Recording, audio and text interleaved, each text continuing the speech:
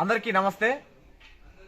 నిన్న చెన్నూరు సభలో మాజీ శాసనసభ్యుడు మాజీ పార్లమెంట్ సభ్యుడు అడ్డం పొడుగు బలిసి చెన్నూరులో ఉసుక దంద చేసి చెన్నూరులో భూముల దంద చేసి చెన్నూరులో దళిత సామాజిక వర్గంలో పుట్టినప్పటికీ దళితుల యొక్క భూములు జాగలు గుంజుకొని వీడి అలా అడ్డం పొడుగు బలిసి బాల్క సుమన్ గాడు. వీడు బాల్క సుమన్ కాదు, రాసలీల సుమను.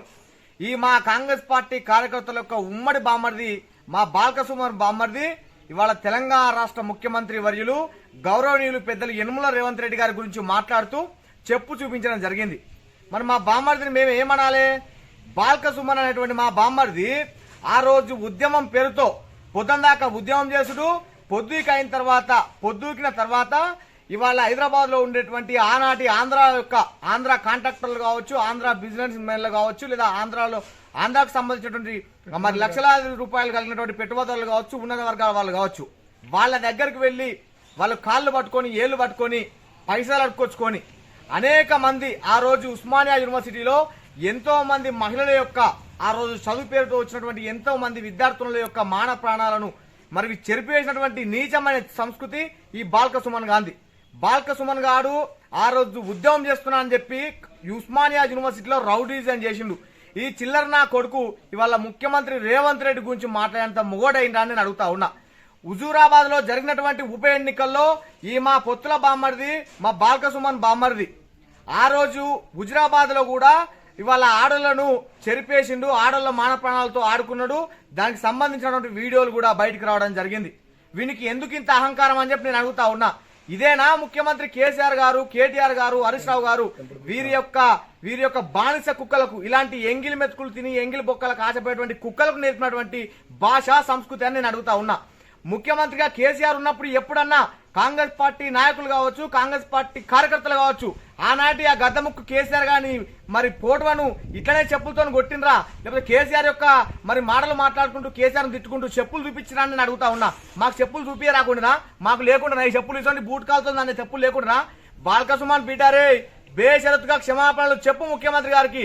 బేషరతుగా మాట్లాడడం మాటలు వెనక్కి తీసుకో, లేకపోతే లుచ్చనా కొడుక ఈ బూట్ కాలుతో తంతం నిన్ను. ఈ మాట కూడా తెలియజేస్తా ఉన్నా. తెలంగాణ రాష్ట్రంలో నువ్వు ఎక్కడ దిగినా నేను వదిలిపెట్టాం. 100% కాంగ్రెస్ పార్టీ కార్యకర్తలు, శ్రేణులు, అభిమానులు నీ మీద దాడులకు కూడా సిద్ధమవుతారనే మాట తెలియజేస్తా ఉన్నాం. ఎందుకంటే మీరు అధికారంలో ఉన్నప్పుడు ముఖ్యమంత్రి కేసీఆర్ గాని మీ ప్రభుత్వం గాని అనేక తప్పు నిర్ణయాలు తీసుకున్నది ఎప్పుడు కూడా మేము మాట్లాడడం తప్పితే ఈ విధంగా చెప్పులు మేము చూపించలే. చెప్పులు మాకు లేకుండా ఒక్కొక్క చెప్పు 3,000 రూపాయల చెప్పు, ఈ చెప్పులతో కొడితే కూడా నీకు సిగ్గొస్తుందని చెప్పి తెలియజేస్తా ఉన్నా. బాల్క సుమన్ గా భర్తయించిన రాసలీల సుమన్ గా బేషరతుగా మాట్లాడిన మాటలు వెనక్కి తీసుకో మా బామ్మర్ది. లేకపోతే మాత్రం నువ్వు ఆడలతో చేసినటువంటి రాసలీలన్నింటినీ బయట పెడతాం.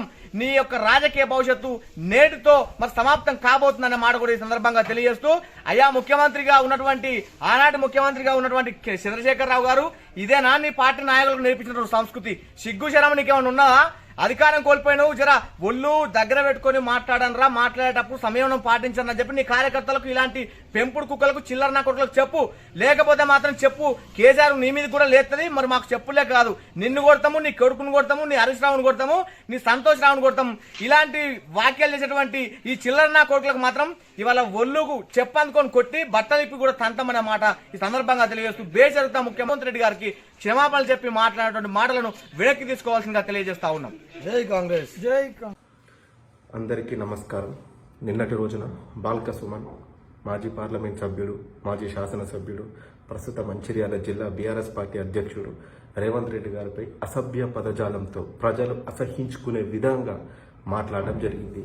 కేవలం మాజీ ముఖ్యమంత్రి కేసీఆర్ దగ్గర, కేటీఆర్ దగ్గర మెప్పు పొందడం కోసం రాబో ఎంపీ ఎలక్షన్లో పెద్దపల్లి నుంచి బీఆర్ఎస్ పార్టీ తరఫున ఎంపీ టికెట్ కొరకు నువ్వు ఈరోజు ఇంత దిగజాడు రాజకీయాలు కూడగడుతున్న బాల్క సుమన్, నేను దళితున్నని చెప్పుకుంటావు కదా, ఈరోజు దళిత సమాజం నిన్ను చూసి సిగ్గుపడుతుంది. ఏ రోజన్నా నువ్వు దళిత సమస్యల మీద మాట్లాడావా? ఏ రోజున ఈ 9.5 సంవత్సరాలలో దళితులపై ఎన్నో అరాచకాలు జరిగితే ఏ రోజన్నా విప్పవా?